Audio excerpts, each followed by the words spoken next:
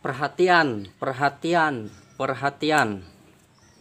Lakukanlah hal berikut ini sebelum dilakukan perakitan semua komponen ke dalam mesin. Sebelum perakitan mesin ya, ini penting sekali, sebab sekalian kita bongkar, begitu kita rakit harus dalam keadaan oke.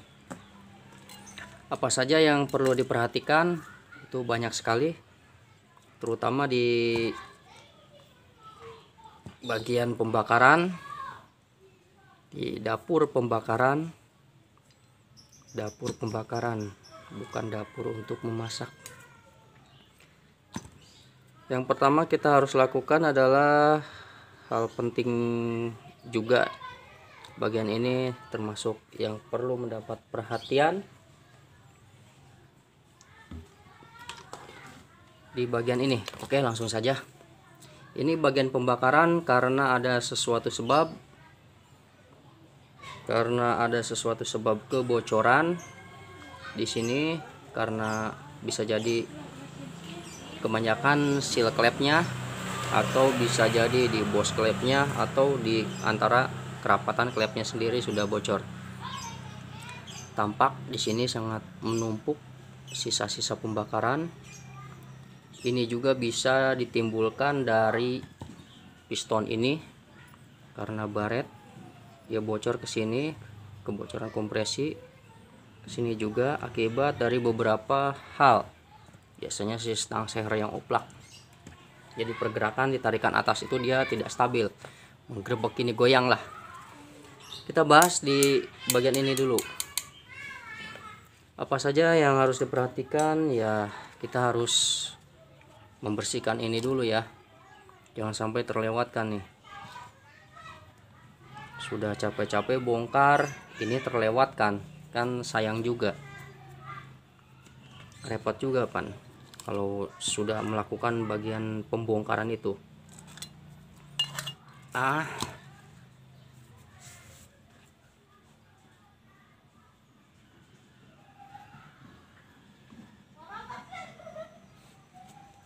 Oke, langsung saja kita bersihkan dengan menggunakan pembersih porselen. Ini praktis, jadi tidak perlu dikerok-kerok lagi, hanya butuh beberapa tetes, ini akan lumer. Di sini masih terpasang businya, jadi sekalian saja businya kita bersihkan. Kalau yang biasa pakai tangan silahkan pakai tangan. Kalau sudah terbiasa, itu Anda berarti sudah kebal terhadap ini kan cairan kimia ya, air raksa dalam masih bentuk ringan. Kita teteskan saja dulu biar ininya meresap. Tuh kan, dia kalau diteteskan pakai cairan ini,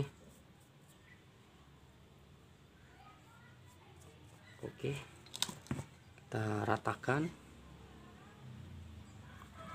Kalau sudah terbiasa pakai tangan tidak apa-apa, tapi kalau belum terbiasa ini ya dampaknya akan gatal sekali, gatal sedikit perih.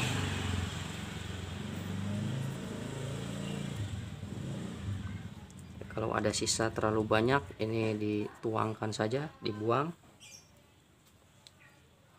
Biarkan ini meresap dulu.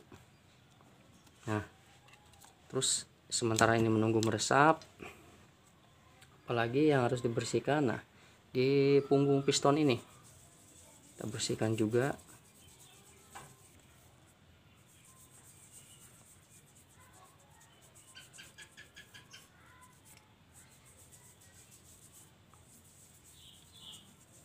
Sekalian sajalah, sayang kalau terlewatkan ini.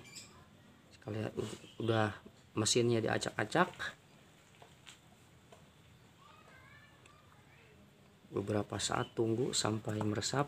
Terlihat di sini dia bereaksi ya terhadap karbon, dia seperti bereaksi itu, menggelembung-gelembung begini.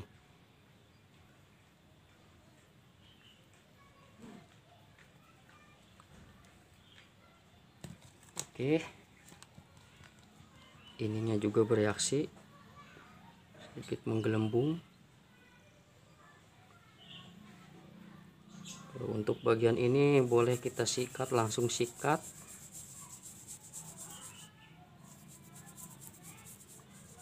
Terlihat bro, langsung putih bro.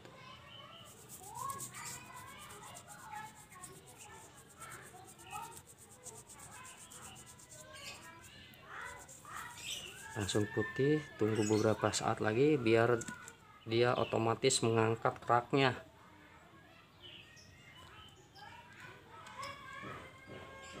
Kalau dirasa membandel, kalau sudah bereaksi menggelembung semuanya, keluar semuanya, boleh dilap dulu.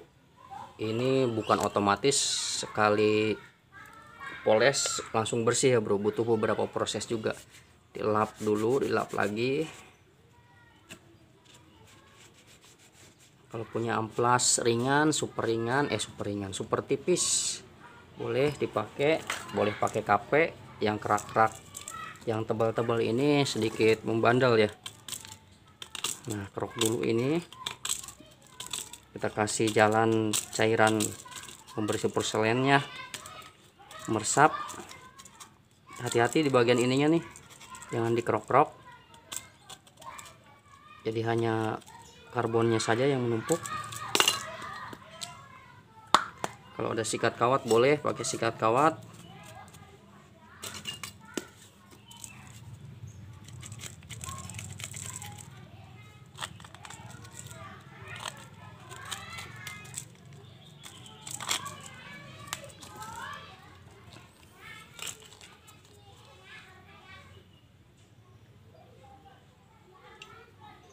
Oke, kita tuang lagi, tambah lagi. Biarkan dia, kita kasih jalan dari hasil yang sudah dikerok-kerok tadi.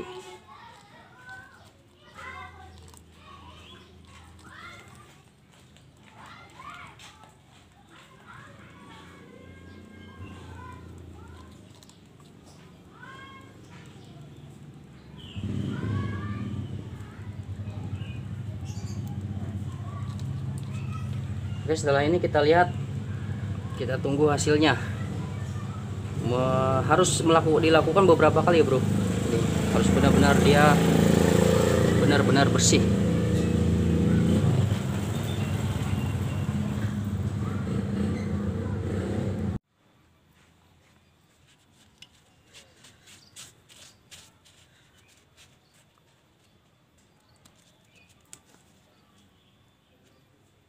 Ternyata nodanya membandel sekali bro. Ini efeknya, akibatnya berarti di sini ada kerusakan, kebocoran yang amat serius di sini bro. Tuh, membandel sekali. Ini berarti sangat tebal sekali keraknya. Ini klep yang menuju knalpot, klep buangnya. Kebocoran yang terparah di klep buangnya. Keraknya sangat menumpuk di sini. Ini komponen yang bisa menyebabkan kerusakan juga, keausan juga. Cara menggantinya bagaimana? Jadi saya sarankan untuk Anda memakai tracker klep saja. Bisa secara manual, ini dengan ditekan, diganjal ininya, tapi itu sangat keras sekali. Boleh dicoba bagi Anda yang mempunyai tenaga Samson, silahkan. Lebih praktis pakai tracker klep. Ada juga yang sampai dipukul pakai palu ya. Menurut saya jangan, itu bisa mengakibatkan bengkok di batang klepnya. Setelah bengkok, dia akan memakan ke seal klep dan bos klepnya. Alhasil jadi cepat rusak bos klep, seal klep, dan kesini juga memakannya ke posisi kedudukan daun klepnya juga, akan dia tidak beraturan ya, kan jilbeu begini. Oke, lanjut lagi, harus dibersihkan lagi ininya. Harus untuk karbon yang membandel ya butuh beberapa proses.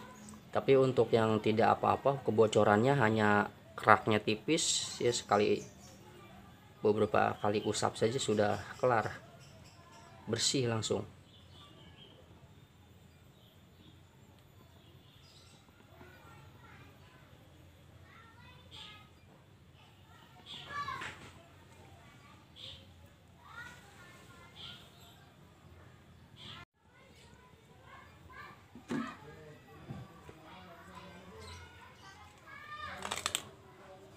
Oke, sepertinya sudah agak mendingan ya, karena piston ini juga harus diganti.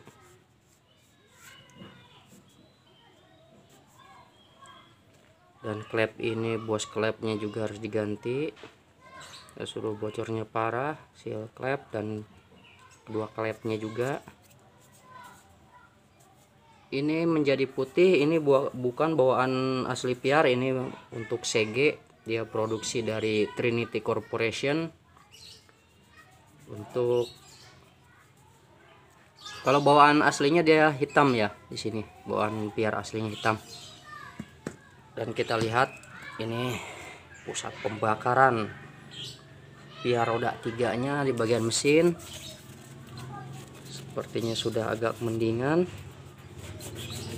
Oke, jadi walaupun ini informasinya hanya segini, mudah-mudahan bermanfaat ya, jangan sampai terlewatkan untuk hal ini. Dibersihkan dulu semuanya, lubang busi, cairan-cairannya.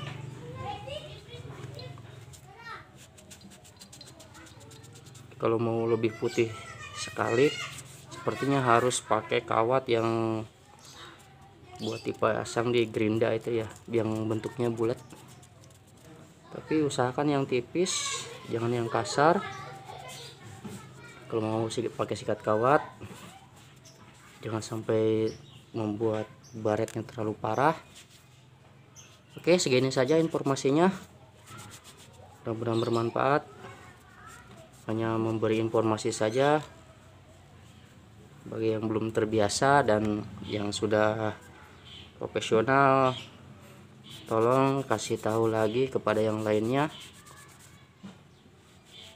supaya bisa saling membantu seputar motor roda 3. Sampai jumpa di lain kesempatan di proses perakitan mesin.